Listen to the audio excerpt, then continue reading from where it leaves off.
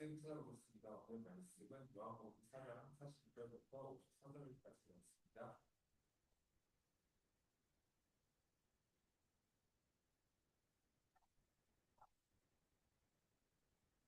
한 것처럼 제가 한자 있고 한자 있고 교독하면서 읽겠습니다.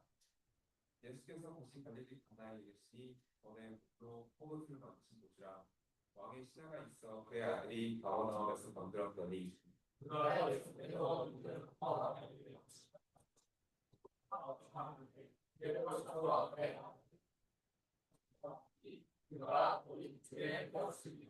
예수께서 이르시되 너희는 표정과 기사를 보지 못하면 도무지 믿지 아니하리라.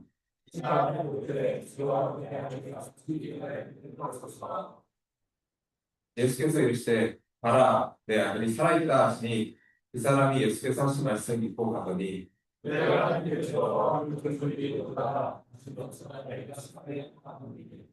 낫기 시작한 때를 부른즉 어제 7시에 여기가 떨어졌나이다 하는지라.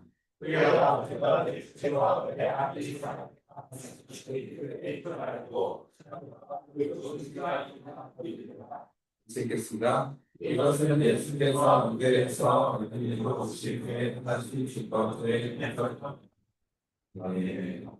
네, 안녕하세요.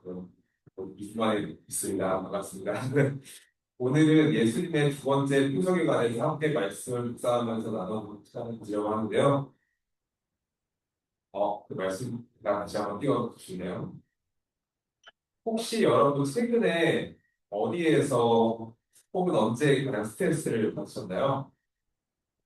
마음에 그 심한 고통을 느낀 적이 최근에 있으셨나요? 그럼 사람은 언제 가장 스트레스를 많이 받을까요? 어떤 조사에 따르면 사람이 느끼는 가장 스트레스는 수치해가지고 비교한 것을 보았는데요. 가장 큰 스트레스는 인간과의 관계에서 틀어진 것에서 스트레스가 가장 많다고 합니다. 관계에서 오는 고통과 그런 스트레스가 사람을 참 힘들게 하는데요. 특히 가장 가까운 사람과의 관계가 무너질 때서 인간은 스트레스를 많이 느낀다고 합니다. 그 조사에 따르면 가장 가까운 사람의 사망, 아니면 배우자의 사망이나 자녀의 사망이 가장 사람을 힘들게 만든다고 합니다. 특히 자녀의 사망이 가장 사람을 힘들게 만들 것 같습니다. 제가 최근에 그것을 느낀 경험이 두 가지가 있는데 여러분이 잘 알고 계시는 드라마가 하나 있으실 텐데요. 작년에 했던 옥상수마스다라는 드라마 아시죠?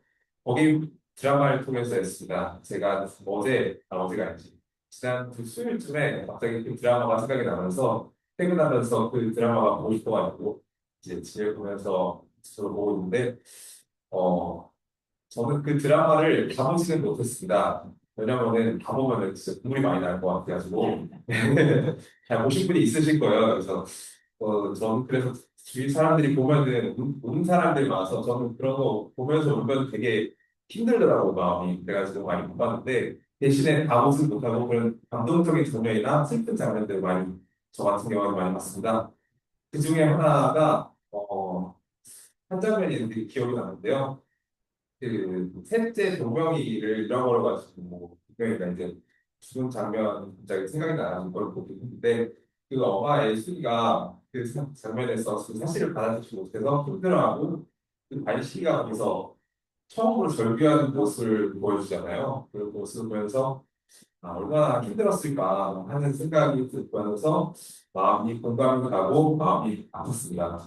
드라마임에도 그 장면을 보면서 마음이 얼마나 아파서 정말 오랫동안 볼 수가 없었는데요. 참 지하철 안에서 혼자서 그 장면을 보면서 되게 마음 아팠던 기억이 납니다. 그리고 또 하나는 지난주에 저희 혜원이와 해리가 좀 몸이 안 좋아서 고생을 했는데요. 특히 해리가 좀 열이 안 떨어져가지고 고생을 좀 많이 했습니다. 한 3, 4일 정도 열이 안 떨어지고 밤에 계속 고치고 힘든 밤을 보냈는데요. 다행히 항생제를 먹고 해열제 먹어서 열이 처음에 안 떨어지다가 지나니까 좀 떨어지더라고요. 그래서 참 감사하게 보냈습니다. 그런데 저는 그런 일이 있을 때마다 제가 아플 때는 그런 기도를 안 하는 것 같은데 혜리가 아플 때, 혜원이가 아플 때는 정말 많이 기도를 하는 것 같습니다. 빨리 낫게 해달라고 하나님께서 치료해달라고 합니다.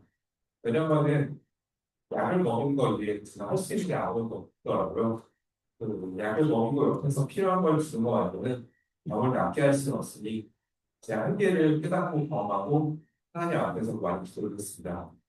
그래도 저는 의학의 발달에 수혜를 입어서 해열제나 항생제를 먹으면은 금방 여기 떨어지니까 그나마 좀 나은데 본문에 나와 있는 시장은 그렇지 못했던 것 같습니다. 이 46절을 보면은 예수님이 다시 갈릴리에 이르시니라는 표현이 있고 이 세번역 성경에는 어떻게 나와 있냐면은 또다시 갈릴리 가나에 가셨다라는 표현들을 통해서 그곳은 전에 물로 포도주를 만든 곳이다라고 말씀하고 있습니다. 갈릴리 가나는 예수님의 첫 표적을 행하신 의미 있는 곳인데요. 이 구절에는 뭔가 예수님이 의도를 가지고 이곳에 오셨다는 것을 우리가 알 수 있습니다. 그런데 이 성경에서 보면은 바로 왕의 신하가 있어 그의 아들이 가버나움에서 병들었더니라고 말씀합니다. 이 성경에는 왕의 신하라고 되어 있는데 제가 찾아보니까 다른 성경에는 귀인이라고 나와 있고 다른 원문에는 보미갈리라고 말을 하고 있습니다. 이 사람은 그 당시 헤롯 안티파스의 신하라고 하는데 그 헤롯 신하는 아마 헤롯 국가에서 권력이 많이 있었을 것 같고 가슴도 많은 사람이었을 겁니다. 그의 인생에는 이렇게 많은 것을 가지고 있었는데 부족한 것은 아마 거의 없었을 겁니다. 권력도 많았고 돈도 많았고 능력도 많았고 사람도 많이 있을 수 있고 많은 모든 것을 할 수 있었기 때문에 아마 자기가 자신감도 많이 있었을 거라고 생각합니다. 그리고 국민이 올라갈 수 있었던 최고의 자리인 그 왕의 그 보이지이기 때문에 주위에서 자신을 많이 우러러보고 좀 많이 존경했던 사람도 있었을 겁니다. 왕 아니면은 자기를 터치할 사람도 없었기 때문에 많이 자기도 자신감이 있었겠죠. 그런데 여기 본문 말씀에 보면은 그에게 어떤 문제가 생긴 것 같습니다. 바로 자녀가 공들었다는 문제인데요. 그는 자녀가 알아보는 것을 보고 무엇을 느꼈을까요? 자신이 아무리 능력이 많아도 자기가 가장 사랑하는 자식의 병은 해결할 수 없다는 것을 아마 생각했을 겁니다. 내가 권력이 많아도 내 아이들 하나 살릴 수 없다. 퍼져가는 아들의 생명 앞에서 내가 할 수 있는 게 아무것도 없다는 것을 깨달으면서 자신의 무능함을 경험했을 겁니다. 그에게 아들은 어떤 존재였을까요? 여기 계신 분들도 다 아들, 딸이 있으실 텐데 그 아들딸들은 사실 세상에서 가장 귀한 존재고 무엇보다 놓을 수 없는 소중한 존재입니다. 그랬던 아들이 여기서 갑자기 죽어간다는 것은 자기 목숨보다 더 귀하게 여긴 생명이 꺼져가고 있다는 것을 의미합니다. 그런데 이렇게 꺼져가는 목숨 앞에서 자신이 할 수 없는 게 아무것도 없다는 것을 무력감을 경험하고 무능한 자신을 보게 되면서 아마 이 시간은 다른 방법을 찾았을 것 같습니다. 여러 의원도 찾아보기도 했고, 어쩌면 전쟁이 같은 사람을 찾아갔을 수도 있는데요. 그러다가 아무런 해결이 보이지 않자 예수님을 찾았지 않았을까 생각해봅니다. 예수님 소문을 듣고 예수님이 기적을 행하시는 소문을 많이 듣고 예수님을 찾아가기로 결심을 했을 겁니다. 근데 이 신학에 예수님을 찾아간다는 것은 큰 결심이 아닐 수 없습니다.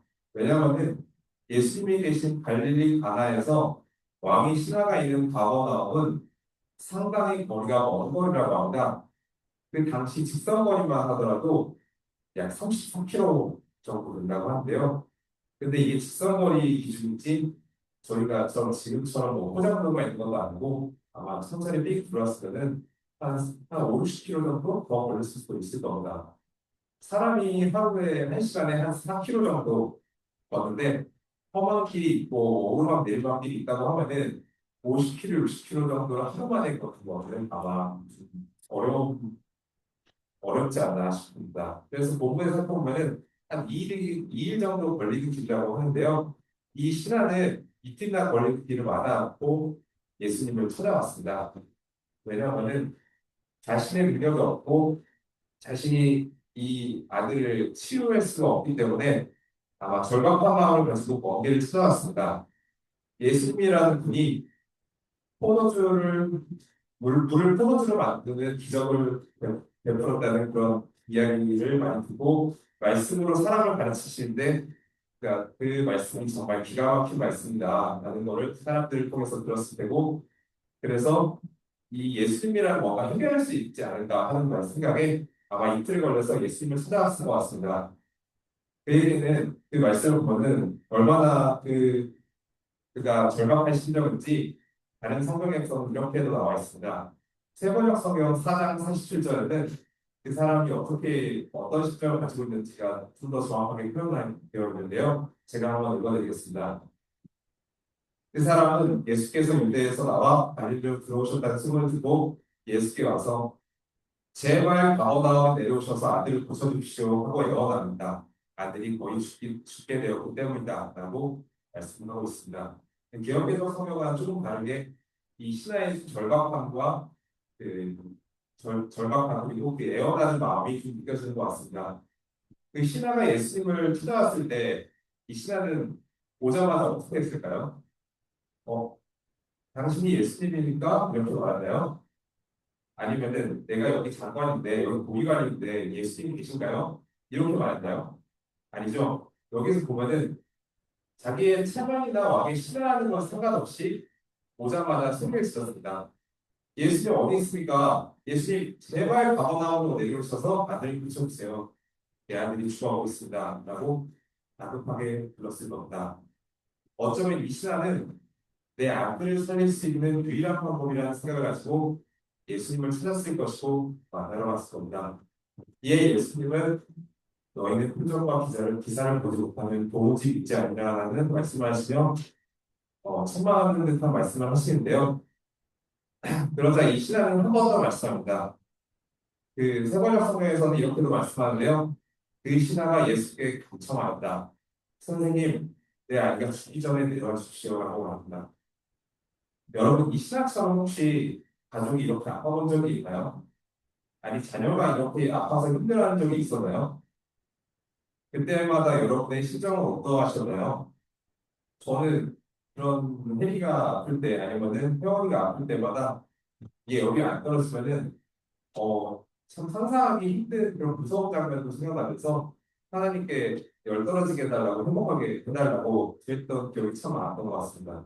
이 시간도 아마 그랬던 것 같은데요. 체면이나 지위 이런 거 상관없이 예수님께 매달리며 살려달라고 다급한 마음을 가지고 절박하게 예수님께 기도하고 있습니다. 그랬더니 예수님이 내 아들이 살아있다 라는 유명한 말씀을 하십니다. 이게 어떤 상황이냐면요. 예수님을 이틀 걸려서 만나러 왔는데 표적과 기사를 보지 못한다, 보지 못하면 안 믿는다라고 하다가 갑자기 아들이 살아있다라고 말씀하시는데 이 신하는 생각해보면 좀 당황했을 것 같습니다. 이렇게 내가 멀리서 왔는데 이틀이나 걸어서 왔는데 내가 사회적 지위를 버리고 내가 왕의 신하인데 이렇게 고위 관리인데도 예수님께 가는 거였는데 예수님은 한마디로 그냥 가라 내 아들이 살아있다 이렇게 한 말씀을 하셨습니다. 만약에 여러분이 이렇게 신학처럼 예수님 앞에 나왔는데 예수님이 이런 말씀을 여러분이 했다면 어떠하셨을까요? 만약에 저라면은 이런 예수님 말씀을 만약에 저한테 하신다면 바로 돌아갈 수 있을까? 라는 생각이 들 것 같습니다. 온 김에 여기까지 온 김에 아마 여기 유명하다는 다른 유언을 찾아볼 수 있을 것 같고 아니면 아마 다른 대안을 찾아보지 않을까 하면은 이거 진짜 믿어도 되나? 라는 여러 생각이 들어서 아마 의심도 하지 않고 의심도 하고 다른 대안을 찾아보지 않을까 생각해봤습니다. 우리는 이것처럼 눈으로 보고 경험하지 않으면은 아마 그렇게 믿지 않잖아요. 꼭 의사가 있어야 한다고 생각하는데 예수님은 가라 내가 살다 이렇게 말씀하실 때 저라면은 발을 떼기가 쉽지 않았을 것 같습니다. 그런데 여러분 혹시 이런 생각 해본 적 있나요? 왜 예수님을 같이 가지 않고 가라고 하셨을까요? 같이 가실 수 있지 않았을까요? 이틀 걸려서 가는 것도 아셨을 텐데 여기서는 가라고 하시는데 왜 가라고 하셨을까요? 신하가 집에 가려면 이틀 동안 가야 된다는 걸 예수님이 모르셨을까요? 당연히 아셨을 겁니다. 다시 집에 가면 장시간 걸어가야 되는데 그걸 알고도 예수님은 다시 가라고 하십니다. 예수님 단순히 귀찮아서 번거로워서 그러지 않으셨겠죠? 그런 분이 당연히 아니라는 거를 여러분 아실 겁니다. 근데 예수님은 아셨습니다. 뭘 아셨냐면 신앙은 갈지 말지 선택을 해야 된다는 거를 아셨을 겁니다. 예수님은 그 신하가 예수님의 말씀을 신뢰하고 의지하며 집으로 돌아가기를 원하셨을 겁니다. 예수님은 신하의 믿음이 집으로 돌아가기로 결단함으로 드러나기를 원하셨을 겁니다. 그리고 예수님의 말씀을 의지하며 가기를 원하셨을 겁니다. 믿음으로 반응하기 원하셨을 겁니다. 예수님은 왜 이렇게 하셨냐면 보고 믿는 것보다 보지 않고 예수님의 말씀을 신뢰하기를 원하시기 때문입니다. 내 생각이나 내 경험이나 내 계획을 내려놓고 예수님 말씀을 신뢰하고 순종하기 원하시기 때문입니다. 성경에 보면은 이와 비슷한 말씀이 열왕기하 5장에도 말씀이 나와 있는데요. 우리가 잘 아는 나만 장군 이야기가 있잖아요. 나만 장군은 아람 군대 장관으로 되게 지위가 높은 사람이었는데 나병 때문에 고통받는 사람이었습니다. 그에게 나병은 사회적인 죽음이자 가장 큰 고통이었고 자신의 힘으로 해결할 수 없는 문제였습니다. 최고 권력자임에도 이 권력과 돈이 엄청 많은 사람에도 나병 하나 앞에서는 자기가 할 수 있는 게 아무것도 없었습니다. 그만큼 나병은 자신에게 절박한 문제였습니다. 근데 이 나만 장군에게 희망이 생겼는데 여기 본문 여러분 많이 알고 계신 것처럼 여종에게 선지자 엘리사에 대해서 듣고 이 선지자라면 내 병을 낫게 할 뭔가 할 수 있을 거라고 기대하고 그 나만 장군은 엘리사를 찾아갔습니다. 자신이 가지고 갈 수 있는 모든 좋은 선물을 가지고 엘리사를 찾아가는데 엘리사는 얼굴도 비추지 않고 엘리사의 사자가 요단강 가서 7번 씻으라고 합니다. 그 말을 듣고 엘리사는 유명한 말을 하나 혹시 잠깐 찾아보실 수 있을까요? 요한계시록 5장 11절 찾아보겠습니다.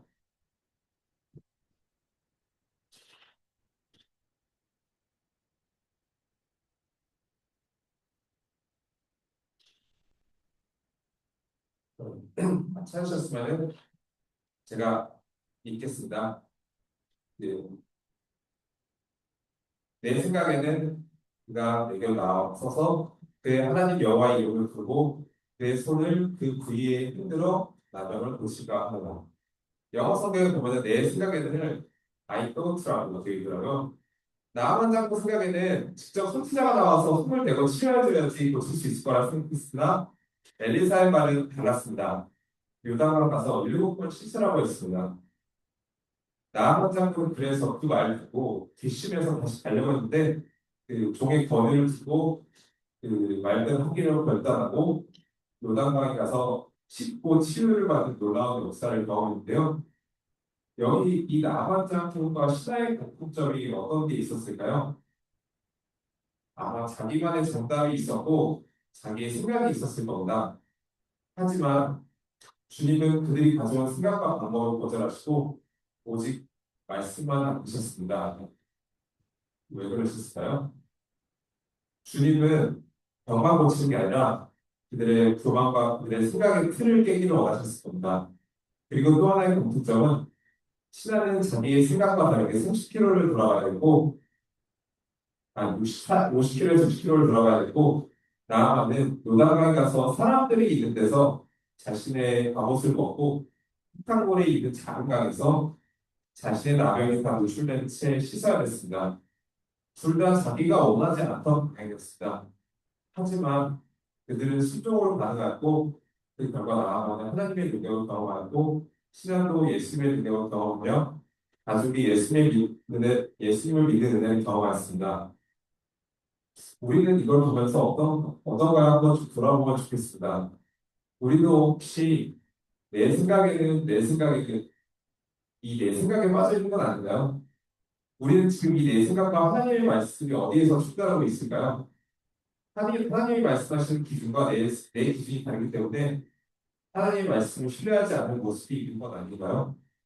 예수님은 오늘 우리에게도 말씀하십니다. 너의 생각이냐? 아니면 나의 생각이냐? 말입니다. 너의 계획을 신뢰하니 아니면 나의 계획을 신뢰하니라고 합니다. 우리는 어떤가요? 내 생각과 경험이 하나님 말씀과 다를 때 우리는 주로 어떤 선택을 하나요? 사실 우리는 어느 정도 다 알고 있습니다. 이것이 하나님이 말씀하시는 것이 아니면 내 생각을 고집한 것인지 아닙니다. 나만 자꾸 말처럼 내 생각을 고집하며 하나님 말씀 따라가는 것을 만약 거부하고 내 방식, 내 경험, 내 생각을 앞세우고 있는 건 아닐까요? 지난번에도 말씀드린 것처럼 신앙은 주권의 문제입니다. 예수님은 그것을 우리에게 끊임없이 질문합니다. 너는 내 방식과 나의 방식이 달라도 내 방법을 믿고 신뢰하니? 라고 말입니다. 이사야서 55장 8절 9절 말씀에는 우리가 잘 아는 이 말씀이 나옵니다. 내 생각이 너의 생각과 다르며 내 길은 너의 길과 다른 길이다. 여호와의 말씀입니다. 이는 하늘이 땅보다 높은 같이 내 길은 너의 길과 길보다 높으며 내 생각은 너의 생각보다 높음이다. 신하는 많은 고민을 했지만 결국 믿음으로 반응하고 그 집에 가기로 결단한다. 이 신하는 믿음으로 말씀을 믿기로 하고 집으로 가고 있습니다. 우리 한번 상상해 볼까요? 신하가 예수님의 말씀을 믿고 가더니라는 말씀을 통해서 우리 신하의 결단을 볼 수 있는데 예수님의 그 말씀을 듣고 다시 집에 가고 있는데 다시 집에 가려면 한 이틀 정도 다시 가야 되잖아요. 걸어서 이틀 가야 되는데 일단 집으로 가는 결정을 내리고는 다른 대안을 선택하지 못하고 집으로 가야 됩니다. 결국 그 신하는 예수의 말씀에 순종함으로 반응하고 집으로 가는데 걷는 내내 어떤 생각을 들었을까요? 아, 진짜 나왔을까? 하는 의심이 들었을지도 모른다. 하지만 그는 돌아가는 선택을 했습니다. 그 이틀 동안 무슨 생각을 하면서 갔을지 모르겠지만 예수님의 말씀을 붙잡고 다른 이동의 시간을 보내고 있습니다. 예수님은 나았다고 하는데 아직 그 신하의 눈앞에는 아들의 회복이 보이지 않습니다. 믿고 떠난 순간에 아들이 이게 나았지만 신하가 직접 그 하나님의 역사를 경험하기 위해서 그 이동의 시간이 필요했습니다. 믿고 순종한다고 해서 우리가 당장 하나님의 역사를 경험할 수 있는 건 아닙니다. 하지만 하나님은 이미 역사하고 계셨습니다. 믿음의 결과가 나올 때까지 흔들리지 않고 묵묵히 걸어가는 것이 곧 믿음이라고 생각합니다. 당장의 결과가 나오고 조금이라도 기다릴 것을 참지 못하는 이 시대에 기다림과 인내의 시간이 적당히 더 중요했을 것 같습니다. 하나님 앞에서 이 신하처럼 이동의 시간을 보내는 것이 진짜 믿음입니다. 신하가 돌아가는 길은 아마 많은 의심의 싸움이 있었겠지만 이동의 시간을 거쳐서 결국 낳은 아들을 만나고 말았습니다. 우리도 아침에 한번 생각해보면 좋겠습니다. 우리는 이 신하처럼 예수의 말씀에 믿음을 반응하면서 가라, 내 아들이 살아있다는 말씀을 듣고 믿음으로 반응하며 집으로 돌아가는 그 이동의 시간을 갖고 있나요? 아니면 그 말씀을 듣고도 조금이라도 인내하지 못하는 세상 투표처럼 대안을 하나씩 하나씩 또 쏟아보면서 예수님의 말씀에 반응하지 않고 있나요? 우리 한번 질문해 보면 좋겠습니다. 우리 이 신학처럼 우리의 삶에서 우리가 예수의 말씀을 믿고 나아가야 되는 것은 어떤 게 있을까요? 우리 청년들 취업이나 진로나 미래의 내 계획 등 예수님이 내 기도한 것과 다른 방향으로 말씀 주시는데 내가 꼼꼼히 계획한 대로 되지 않으면도 나는 하나님이 말씀하신 대로 신뢰하고 나아갈 수 있을까요? 내가 생각한 바과 다른 결과를 주신 예수님을 온전히 신뢰하고 믿을 수 있을지 말입니다.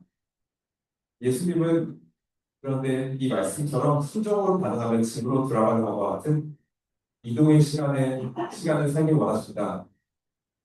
신하는 이틀 동안 다시 집으로 돌아왔고 집에 가는 길에 아들이 살아났다는 소식을 들었습니다. 아들이 살아났다는 소식을 들은 신하는 어떤 마음이었을까요? 몹시 기쁘고 감격스러웠을 것 같습니다. 자기가 자리를 비운 사이에 아들이 더 심해진 건 아닌지, 혹시 그 생명이 꺼져버린 건 아닌지, 혹시 걱정했을 텐데, 생각과 다르게 아들이 살아났다는 소식을 들은 겁니다. 처음에는 일단 아들이 살아났다는 소식에 감격하며 안도감에 기쁘게 찾아왔을 겁니다. 아들에게 죽음의 그림자가 두려웠었는데 그 공포가 사라지고 자식을 잃을 뻔한 위기의 순간에서 살아난 그 아들을 보며 그 순간은 어떤 것도 바꿀 수 없는 기쁨과 그 행복이었을 것 같습니다. 그리고 그 시간에 아들이 낳았다는 사실에만 관심을 갖지 않고 언제 아들이 낳았는지 확인해보고 있습니다. 믿음으로 가져가면서 돌아가는 길에 수많은 걱정이 있었지만 그 아들이 낳은 시간은 예수님이 말씀하신 그 시간과 일치했다는 것을 깨닫게 되었습니다. 아마 그 신하는 그걸 깨달은 순간에 온몸이 저리를 느끼지 않았을까 생각합니다. 아, 예수님이 내 간구를 들으셨구나. 내 마음을 아시고 내 절박한 마음을 아시고 반응해 주셨구나. 아마 큰 감격을 했을 것 같습니다. 예수님은 말씀으로도 내 아이를 고칠 수 있는 정말 권능을 가지신 분이시구나라는 걸 깨닫고 아마 이 신하는 예수님이 정말 메시아라는 것을 알았을 겁니다. 그리고 신하가 경험한 예수님을 나누며 모든 가족이 예수님을 믿게 되었습니다. 한 사람이 예수님을 만나고 믿은 것이 가족의 구원으로 이어지는 놀라운 은혜의 결과가 있었습니다. 그런데 예수님 보시기엔 어땠을까요? 예수님 보시기에 어쩌면 진짜로 중요한 사람은 그 신하의 아들이 아니라 왕의 신하와 가족이었을 수도 있습니다. 그 신하와 아들은 나중에는 죽고 병들었지만 그들은 예수님을 알고 영원히 예수님과 함께 사는 삶을 누렸습니다. 예수님은 그 신하에게 이렇게 말씀하실 수 있습니다. 너는 너의 아들의 열방을 살리고 싶었지만 나는 너와 내 가족을 죽음에서 살리고 싶었다. 라는 말씀을 하셨을 수 있습니다. 그 신하는 아들의 병고침을 구했지만 예수님은 그 가족이 예수님을 만나기 원하셨습니다. 우리는 종종 이렇게 삶의 문제가 찾아오면 어쩌면 이런 삶의 문제는 예수님이 자신을 만나기 원하는 통로가 아닐까 생각해봅니다. 예수님이 문제를 통해서 우리와 항상 만나고 싶어 하는 게 아닌가 저도 한번 돌아봅니다.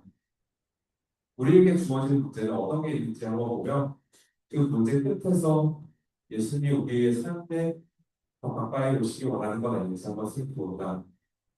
우리는 그래서 이 신하와 이 신하의 가족이 예수님을 믿는 거 보고 또 이런 질문을 한번 던져보면 좋겠습니다.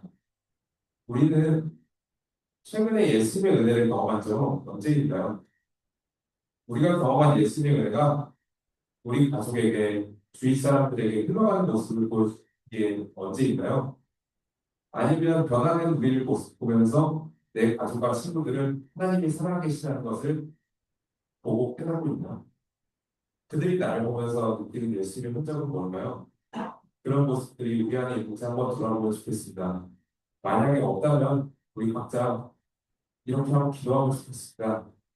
하나님, 저는 모태신앙이고 어렸을 때부터 예배 드리고 말씀 드리고 찬양하는데 10년째 교회 다니고 봉사를 많이 하는데 정말 내 삶에서는 예수님을 만나는 경험이 없습니다. 성경도 읽고 하는데 하나님 제 삶에 찾아와 주셔서 만나주시고 저의 삶의 변화가 내 가족, 친구, 지인들에게 널리 퍼져가는 은혜가 넘치게 해주세요.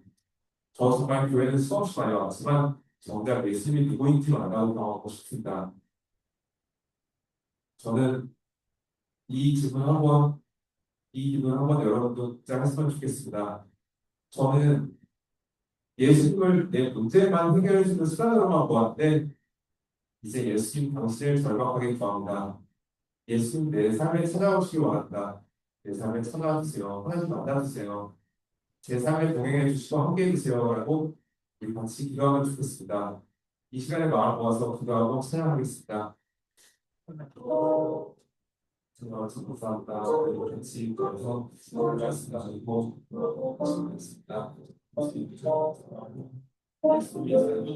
저에게 보이시는 주여 주시겠습니다. 제가 제 삶의 문제 해결해 주시는 일과 그만 그곳에 예수님 천년의 문제를 예수님이 바라는 아들이 살아있다는 말씀과 처음 같이 말씀해 주시겠습니다. 저희에게 말씀해 주시는 분이가 이게 시간을 드리는 저희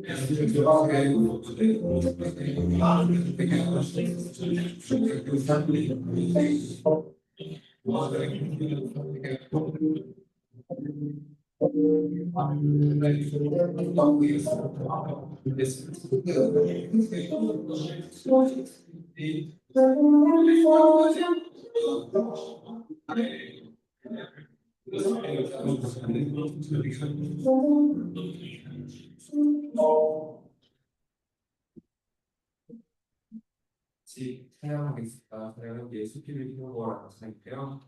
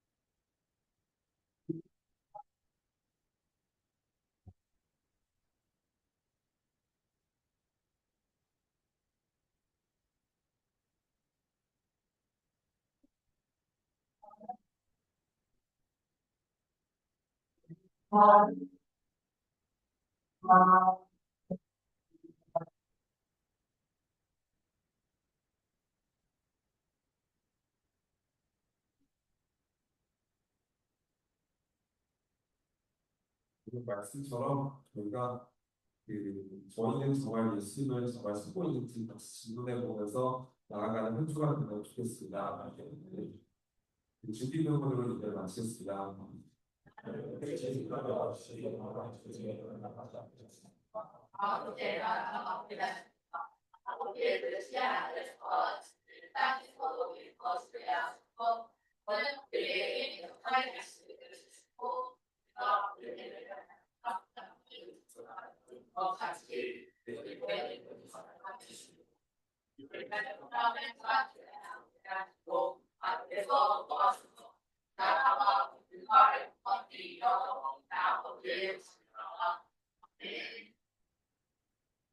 광고 대한 건지가 맞으십니까?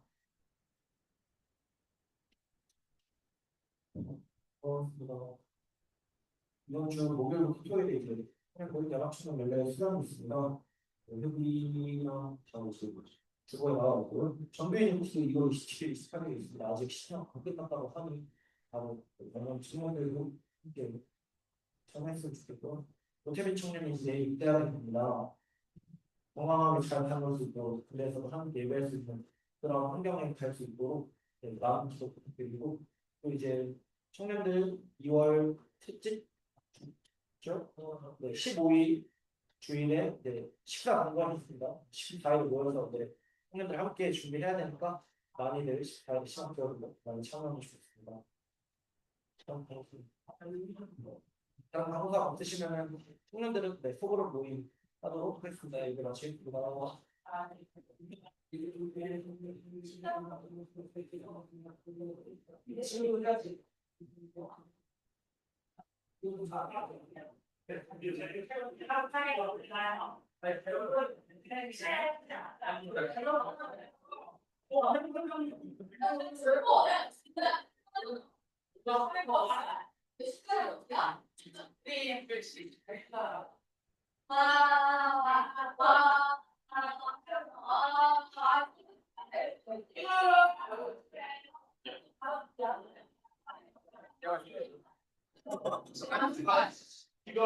오, 괜찮지? 아, 너무 재밌네. 그래서 안 좋았다고 그랬으니까. 그러니까? 아니, 괜찮아? 저 다행이다. 너무 건강해가지고 금요일에 운동도 했어. 언니 10kg 한번 뛰어보시죠.